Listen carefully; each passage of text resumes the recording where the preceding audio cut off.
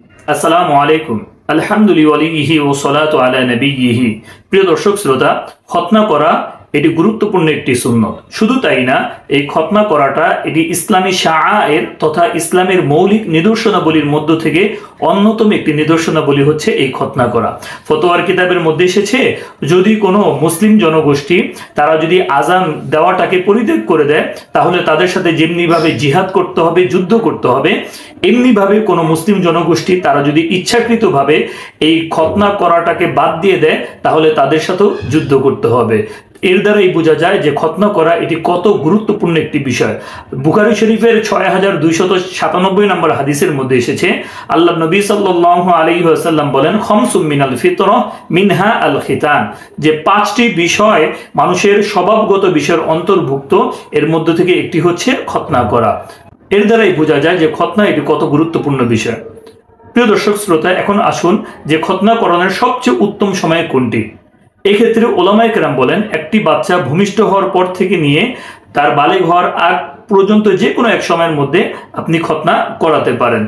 তবে এই ক্ষেত্রে ওলামায়ে কেরাম বলেন 7 থেকে 10 বছরের মধ্যে খতনা করানোটাই হচ্ছে উত্তম। আবার কেউ কেউ এটার বয়স নির্ধারণ করে দিয়েছেন যে 12 বছরের মধ্যে খতনা করাতে হবে।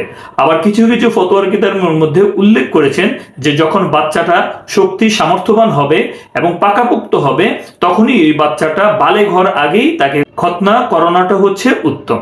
যেমন ফতোয়া শামির 6ষ্ঠ খণ্ডের 751 নম্বর পৃষ্ঠার মধ্যে এসেছে, ইবনে আবিদিন শামি রাহিমাহুল্লাহ সেই জায়গার মধ্যে লেখেন, ওয়াক্তুহু গায়রু মা'লুম ওয়া কিলা 7 সিনিন। কেউ কেউ বলেন যে খতনা করানোর সময় হচ্ছে যখন বাচ্চাটার বয়স 7 বছর হবে তখন। কাযা ফিল মুলতাকা ওয়া কিলা 10। আবার কেউ কেউ বলেছেন যখন বাচ্চার বয়সটা যখন 10 বছর হবে তখন খতনা করানোটা হচ্ছে উত্তম। ওয়াকিলা আকসাহু ইসনাতা আশারাতা সানাতান। আবার কেউ কেউ বলেছেন খতনা করানোর সবচেয়ে শেষ মেয়াদ হচ্ছে 12 বছর বয়সে।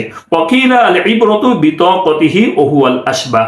আবার কেউ কেউ বলেছেন বাচ্চাটা যখন পাকাপোক্ত হবে তখন খতনা করানোটাই হচ্ছে উত্তম। তার মানে আমরা বুঝতে পারলাম যে আমরা চেষ্টা করব যে বাচ্চাটা যদি শক্তি সামর্থ্যবান হয়ে থাকে, তাহলে 7 থেকে 10 বছরের মধ্যে আমরা খতনা করানোর চেষ্টা করব। আর একটি ছোট বাচ্চাকে খতনা করানোর দায়িত্ব হচ্ছে অভিভাবক, অর্থাৎ বিশেষ করে তার পিতার উপর। এখন কোনো কারণে যদি কোনো ব্যক্তি বালেগ হওয়ার আগে যদি খতনা করাতে সক্ষম না হয়, তাহলে বালেগ হওয়ার পরও তার জন্য খতনা করানোটা জায়েজ আছে, বরং এটি হচ্ছে জরুরি। যেমনটি বুখারী শরীফের বিখ্যাত গ্রন্থ ফাথুল বারির 11তম খণ্ডের 97 নম্বর পৃষ্ঠার মধ্যে এসেছে যে হযরত ইব্রাহিম আলাইহিস সালাতু ওয়াস সালাম তিনি 80 বছর বয়সে খতনা করেছিলেন। এর দ্বারা ওলামায়ে কেরাম বলেন, কোনো ব্যক্তি যদি প্রাপ্তবয়স্ক অবস্থায় যদি মুসলিম হয় অথবা কোনো কারণে যদি বালেগ হওয়ার আগে যদি খতনা করাতে না পারে, তাহলে তার জন্য বালেগ হওয়ার পরেও খতনা করানোটা হচ্ছে জরুরি এবং আবশ্যক, সে খতনা করে ফেলবে। প্রিয় দর্শক শ্রোতা, এখন একটি বিষয় আমাদের না জানলেই নয়, সেটি হচ্ছে এই খতনাকে কেন্দ্র করে বিভিন্ন ধরনের আচার অনুষ্ঠান করা, এগুলা ইসলাম বাধ্যতামূলক করে দেয়নি। আপনি যে কোনো সময় যে কোনো উদ্দেশ্যে মানুষকে খাওয়াতে পারেন। আর এই খতনাকে কেন্দ্র করে বিবাহ শাদীর মতো অনুষ্ঠানের আয়োজন করা, সেই জায়গার মধ্যে ঢোল বাজনার আয়োজন করা, গায়ে হলুদের মতো ব্যবস্থা করা, এগুলো আসলে ইসলাম সমর্থন করে না। অতএব ইসলামের যে বিধানগুলো আছে এগুলোকে আমাদেরকে জেনে সে অনুযায়ী আমল করাটাই হচ্ছে আমাদের জন্য উত্তম। আল্লাহ তাআলা আমাদের সকলকে সঠিকভাবে আমল করার তৌফিক দান করুন। প্রিয় দর্শক শ্রোতা, আপনাদের যদি কোনো মহামূল্যবান মতামত থাকে তাহলে আপনারা আমাকে কমেন্টে জানাতে পারেন। আমি ইনশাআল্লাহ আপনাদের প্রশ্নের উত্তর দেওয়ার চেষ্টা করব।